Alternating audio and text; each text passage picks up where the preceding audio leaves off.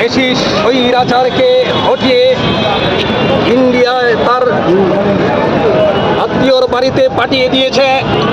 আজকে আমরা দেখলাম জুলাই সনদ নামে নির্বাচনের কতগুলো কথা তারা লিপিবদ্ধ করে এতে জনগণের সাথে তামাশা করেছে।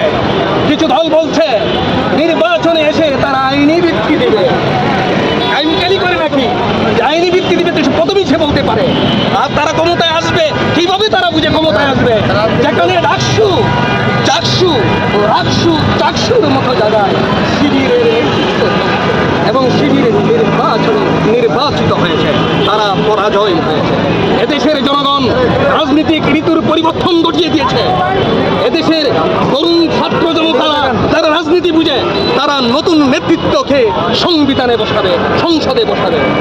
আমরা ভাবছিলাম এই সংবিধানে জুলাইদের যে প্রত্যাশা ছিল, জুলাই ছাত্ররা, আমার ছাত্ররা, আমি একজন শিক্ষক, তাদের আজকে সামনে দেখায় বলেন, তাদের আজকে সনদ আমি দেখতে আসছিলাম, কিন্তু আসি দেখলাম নির্বাচনের কতগুলো কথা, কিন্তু তাদের সনদে তাদের কোনো কিছু উল্লেখ নেই। আমরা 1 বছর গত হয়েছে, সংস্কার নামে কোন সংস্কারই দেখি নাই। উনি কি ডক্টর ইউনূস স্যার ছাত্রদের ক্ষমতা বলেই তো তিনি বসছেন। আজকে দেখলাম কিছু দলের এ নিয়ে তিনি এখানে সংবিধান সনদ বাস্তবায়ন করতে আসছে, অথচ যারা নেতৃত্ব দিয়েছিল, যারা কেন্দ্রবিন্দুতে ছিল, সেই এনসিপি ছাত্র দলের যে লিডাররা, তারা আজকে নাই।